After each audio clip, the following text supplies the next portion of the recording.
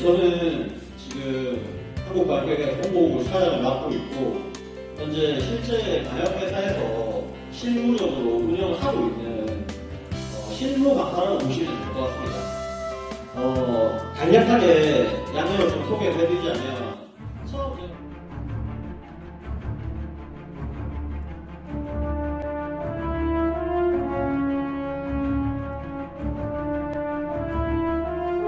강사님은 현재 한국방역협회 부산지회 홍보차장으로 하나방역 부사장이시며 생활방역 전문 강사로서 관공서, 기업, 방송 매체 등 다양한 활동을 통해 방역 분야의 발전에 기여하고 계십니다.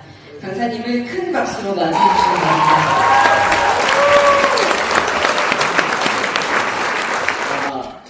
바랍니다. 저는 지금 한국방역의 홍보부 사장을 맡고 있고, 현재 실제 방역회사에서 실무적으로 운영을 하고 있는 실무 강사라고 보시면 될 것 같습니다.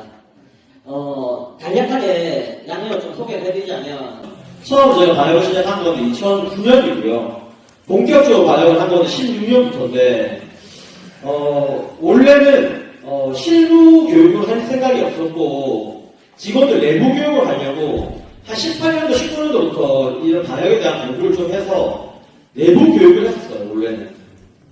내부 교육을 하다 보니까 우연찮게 코로나가 이제 좀 터지면서 20년부터 외부에서 이제 강의 요청이 좀 많이 들어와서 사하 여성인력센터를 시작으로 해서 각종 보건소들, 기업체들, 시청, 구청 이런 데들 강의를 하게 되면서 지금은 여기 지금 시청에도 23년도, 24년도, 25년도 지금 3년 연속으로 교육을 좀 하고 있고, 오늘 교육을 할 내용은 다른 내용들보다도 안전에 대한 내용, 약품에 대한 내용, 장비에 대한 내용입니다. 원래는 딱 제가 1시간 분량으로 준비를 해왔는데 앞에 보니까 시간이 좀 지체가 된 것 같더라고요. 그래서 최대한 짧게 진행해드리겠습니다. 한 1시간 분량인데 제가 한 45분 정도까지 시간 맞춰서 최대한 그 시간 안에 끝내는 걸로 할 테니까 딱 좀 지루하더라도 한 40분 정도만 집중해서 들어주시면 좋을 것 같습니다. 자, 오늘 내용은 아까 말했다시피 안전에 대한 내용, 장비, 약품에 대한 내용이고, 특히 안전을 좀 간과하고 작업하다가 실제로 위험한 경우들이 일어난 경우들이 많이 있어서 사례로 조금 설명을 드리겠습니다. 자, 첫 번째는 약품이 해가 되는 경우가 두 가지라고 생각하면 됩니다. 경구 독성, 경피 독성. 모든 약품도 사실 다 경구 독성이에요. 먹었을 때 안 해로운 약품 거의 없다고 생각하시면 됩니다. 제가 방역을 좀 오래 했는데 별로 안 좋아하는 표현이 있습니다. 친환경이라는 용어를 사실 별로 안 좋아합니다. 친환경에 가까운 약품들이 있긴 있습니다. 뭐 제충으로 해가지고 쓰는 피레스린도 그렇고, 예를 들면은 뭐 식물 곡물 같은 거 발효해가지고 하는 뭐 알페데스틴, 알페데세스 이런 거는 뭐 친환경에 가까운 저독성 제품인데, 이것들도 낭막에 들어가면 다 해롭습니다. 결국에는 인체에 완전 무해한 약품은 없어요. 그래서 저도 제일 가능하면 저독성 제품으로 쓰려고 노력을 많이 하지만, 대부분은 가축이든 사람한테는 조금이라도 독성이 있으니까 그런 부분을 정확하게 지켜서 작업하셔야 되고, 경구 독성은 그나마 입에 들어가야 해로우니까 괜찮아요. 자, 간단하게 설명드리면, 작업할 때 보호복을 안 입었다, 보호복을 안 입은 작업은 그냥 경구독성이라고 생각하시면 됩니다. 그런데 옷에 보호복을 입었다, 그럼 경피독성입니다. 경피독성은 뭐냐? 간단하게 설명드리면 피부에 되게 많이 해로운 거예요. 그러니까 저희가 방독면도 쓰고 보안경도 끼고 이렇게 안전장비를 다 갖춘 상태로 작업해야지만 피해가 덜 가는 작업입니다. 작업을 하다가 현기증이 나거나 어지럽거나 군통감이 나거나 이러면은 다른 방법이 없습니다. 무조건 밖으로 나가서 맑은 공기를 마셔야 되고, 그 상태에서 안정이 안 되면 병원에 무조건 가셔야 돼요. 딱 한 가지 이제 주의사항이 있는데, 눈이 따가울 경우, 그때는 바로 병원에 가시지 말고 흐르는 물에 눈을 충분히 씻겨내시고 그 다음에 병원에 가시면 됩니다. 여기서 제가 금지약품에 대해서도 간략하게 설명을 좀 드릴 건데, 대부분 금지약품은 지금 거의 안 쓰고 있는데, 금지약품으로 대표적으로 두 가지만 설명을 드릴게요. 한 가지는 여기 나오는 DDT입니다. DDT 같은 경우에는 예전에 60년대하고 70년대 때 이 약품이 의사들도 막 매체에 나와가지고 해가 없습니다 이러면서 모기한테 좋다고 하면서 사람 앞에 나와가지고 눈에 뿌리고 이랬어요 사실 이야기를. 근데 후에 이제 밝혀지니까 2급 발암물질로 밝혀져가지고 현재 국내에서는 79년도부터 금지됐어요. 근데 사실은 알게 모르게 쓰는 회사들이 있더라고요. 왜? 효과가 좋으니까. 절대로 이런 약품 쓰시면 안 됩니다. 비슷한 거 한 가지만 더 예를 들어 설명해드리면 예전에 그 장롱에 저희가 그 종약으로 많이 썼던 게 있어요. 나프탈렌이라고. 지금은 장롱에 나프탈렌이 없으시죠 다들. 왜 그러냐면 좀보다 좀약이 더 해로워서 그래요. 나프탈렌도 2급 발암물질입니다. 그래서 지금은 아예 못 쓰게 법적으로 막아놨기 때문에 그런 것들이 금지약품이라고 생각하시면 되고, 사례가 많이 있는데 대표적인 거 세 가지만 일단 꼽자고 하면 2003년도에 있었던 어류폐사, 근데 단체 죽었거든요. 우리가 뉴스에서 막 많이 나왔었어요. 그리고 16년도에 이건 다 아실 거예요. 많이 다섯 대 살인자 사건. 충격적이게도 아직까지도 이런 일들이 있습니다. 지금도 관심을 안 가져서 그렇지 계속 성분들이 나와서 뉴스에서 작게 나오고 있어요. 그리고 2017년도에 있었던 달걀에 피프로닌이 나온 사건이 있었거든요. 그 피프로닌은 전구 독성이라서 독성이 강하진 않지만 달걀에 입으로 들어가는 거잖아요. 그래서 대대적으로 뉴스에서 많이 나왔었습니다. 조금만 더 알아보면 이런 사건들이 있었는데 이건 실제로 자기 반역한 분들하고 관련된 사건들도 있었고 제 직원들과 관련된 사건들도 많이 있었어요 사실. 그래서 여기 있었던 연막소득 등의 노인분들이 홍보를 오기도 하고 방역 차량 때문에 화재 나가지고 인명하고 사람의 손실이 난 적도 있고, 여기 이제 19년도에 있었던 거는 연무소득 하다가 사실관계가 밝혀지진 않았지만 실제 랍스타가 많이 죽었어요 그때.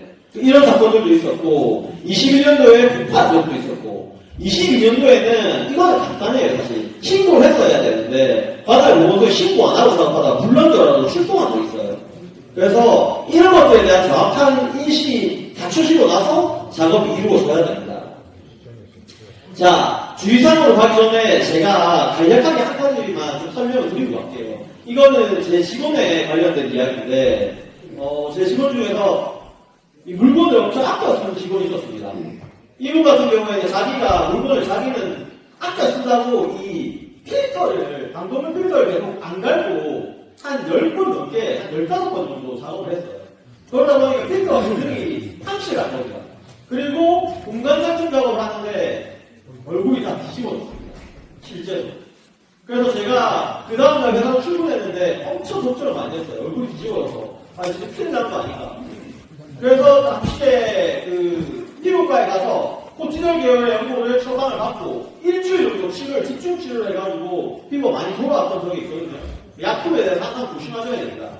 이런 적도 있습니다. 코로나19 때 너무 바쁘다 보니까 그때 이제 약품을 저희가 쓰다 보니까 확진자 있는 데를 가게 되면 단체 격리를 했었는데 저희 직원 중에 딱 한 명만 그 현장에 없었어요. 전부 나머지 직원들이 2주 동안 격리를 한 적이 있는데 혼자서 하루에 아침 7시부터 밤 12시 계속 일을 하니까 이분이 너무 힘들어가지고 이 ULV 충전한다고 ULV 충전기를 자기 집에 꽂아서 놨어요. 근데 실수로 13V짜리 충전을 하는데 26V짜리 충전한 거예요. 전압이 2배로 들어갔습니다. 그게 며칠 하니까 자고 있다가 터졌어요. 이 ULV가. 실제로 발에 화상이 있었습니다.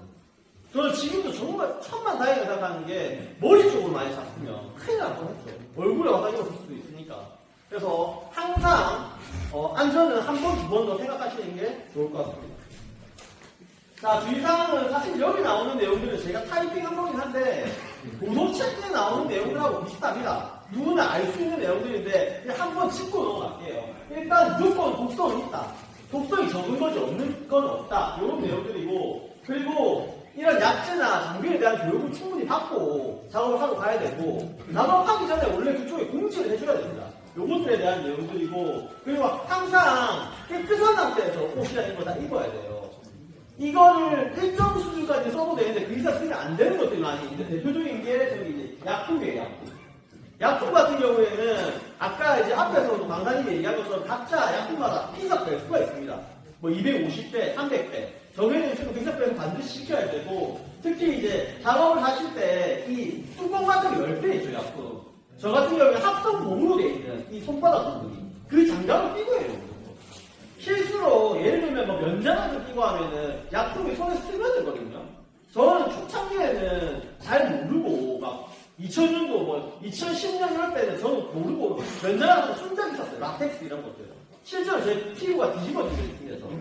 그래서 그 이후에는 아 이거 절대 쓰면 안 되겠구나 생각을 하고 안전이나 장비를 철저하게 다 검사를 하고 제가 직원들한테는 약품 비율이나 이런 거를 불시에 한 번씩 봅니다. 계량법에 제대로 있는지 제대로 비율을 맞게 작업하는지 이 부분들은 분명히 시켜주셔야 됩니다. 그리고 여러 가지가 있는데 요즘에도 조금 이제 좀 취약한 것들 이런 게 있어요. 작업하고 작업의 큰 사이에는 조금 쉬어도 되고 먹어도 되고 흡연도 해도 돼요. 근데 작업하고 작업의 짧은 사이에는 먹는 거 흡연 같은 거 절대로 하면 안 됩니다. 실제로 제가 예전에 해운대 NCT에 1400세대를 한 2달에 걸쳐서 작업한 적이 있습니다. 공간 장치를 계속 했어요. 하루에 제가 한 30세대에서 50세대를 했는데 그거 계속 하다 보니까 안전수칙 다 지켜져 있는데도 불구하고 물을 먹는데 탄산수 맛이 나더라고요. 그래서 이거는 세대수를 조금 줄여야겠구나. 그래서 그때부터 25세 딱 정해놓고 그 세대수만 했어요. 이게 작업을 너무 많이 하게 되면 알게 모르게 약품이 들어올 수가 있어요. 강동명을 정확하게 쓰고 작업을 제대로 하더라고요. 근데 저희 직원 중에 지금은 없습니다만 예전에 이런 거를 처음에는 잘 하다가 오히려 1년차, 2년차에는 실수 잘 안 해요. 긴장하면서 하는데 한 3, 4년차, 5년차 정도 되면 자기가 이제 좀 할 줄 안다고 중간에 쉬러 간다고 해놓고 이 방독면 상태에서 열어가지고 뭐 초코바를 하나 먹는다든지 아니면은 거실 같은 데 가서 담배 한 대 피고 간다든지 말이 안 되는 겁니다. 그러다가 안전사고가 이어지는 거기 때문에 이 부분은 조심하셔야 되고 위에서 하는 사다리 쓰는 고소작업은 꼭 2인수를 하셔야 되고 자 냉장고, 에어컨 이런 것들한테 많이 뿌릴 일들이 있어요.